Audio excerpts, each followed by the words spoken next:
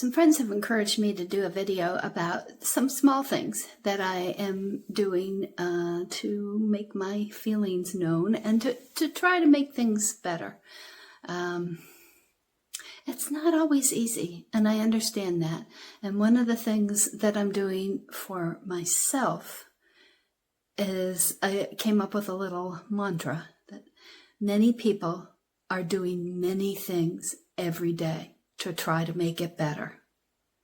And that's a great reminder to me to not despair about people, to think that there's only this little tiny group of people. It's not true. There are many, many, many people.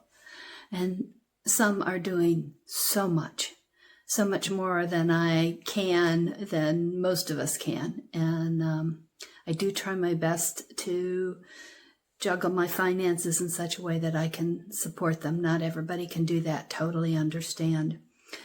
So that's one thing I do.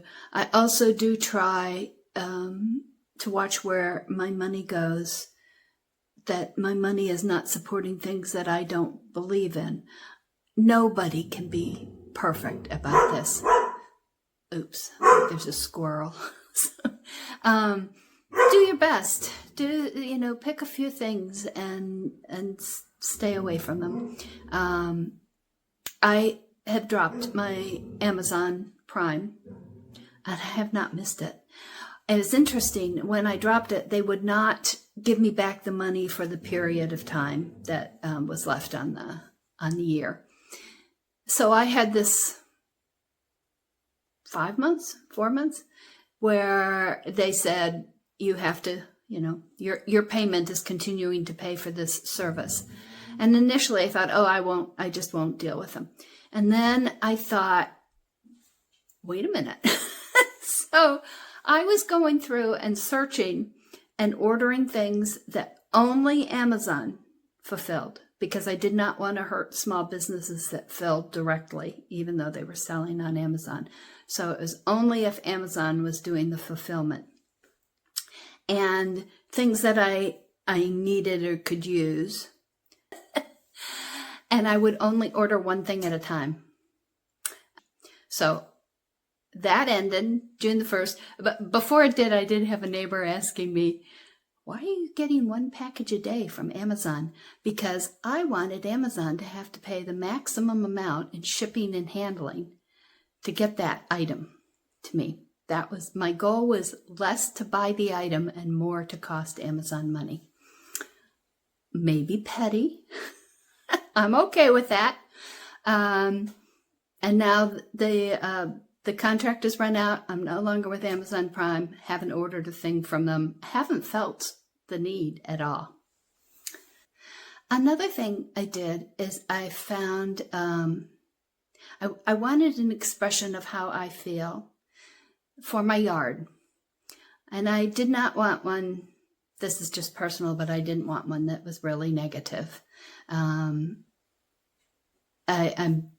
want not divisive. So I found one, and I found it on Etsy, and then I went and tracked down the person individually and ordered it directly. So I have that sign up, and I hope it will open maybe some minds. If it doesn't, it still expresses my view, and I feel that's important. A great thing that all of us can do is check out books from our public libraries that are in danger of being banned. And you can find banned books at PEN America Center, their website. You can also Google banned books, and that may help you, but PEN America Center, I find, is the most reliable. And you will be stunned at some of the books. A library in Tennessee recently banned complete books of dogs, complete books of cats, Calvin and Hobbes. Seriously, they cannot, there's no thought going into this. Somebody's got to be in their bonnet and they're searching for a singular word or something, there's no, this is not reasonable. So the way to counteract that not reasonable is to check out those books. Turn them in on time, check them out, maybe read them. But the reason you want to check them out is it tells the library system that those are important to people. Also, you make sure that they are still available in your library system. You might want to set up a notification for your library system they may not use the word banned though. I would check on Pen America Center of how to do that best. I also have noticed my library system has a number of books that are written by current political figures, a variety of current political figures with whom I do not agree. And those are in the collection. Well, I'm not going to try to get them banned. That's, freedom of speech, freedom of reading. Okay. But I am requesting books by authors whose political views I do value. And to make sure that those are available in the collection, and then check them out. Maybe encourage other friends to check them out, because again, books, check out data is how library systems assess the value of those books in their system. Check them out from your local library. If your local library is part of a digital group, most likely statewide or some other or group of libraries, check them out through that. So you can check them out digitally. And so if it's like some people have said, I can't get out, I can't go to the library.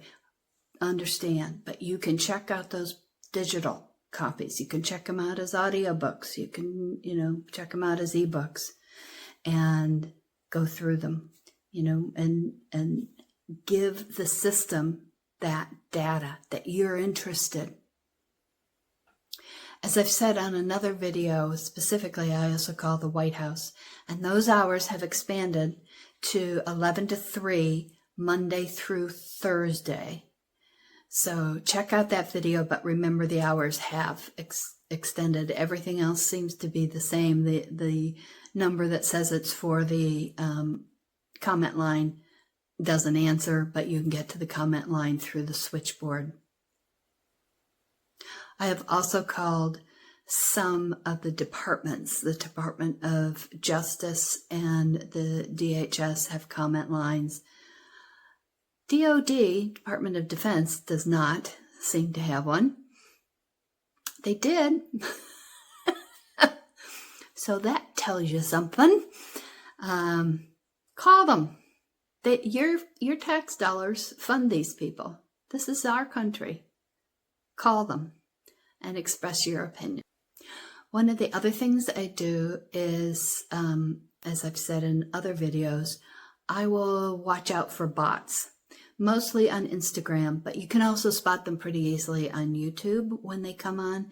If they've never posted anything else, they have certain, you'll start to see the phrasing that they use over and over and over. They're bots. And you don't have to engage with them. You just write, bot, B-O-T, to warn other people so that other people don't waste their time engaging with them. If they do want to speak back, of course, that's their right.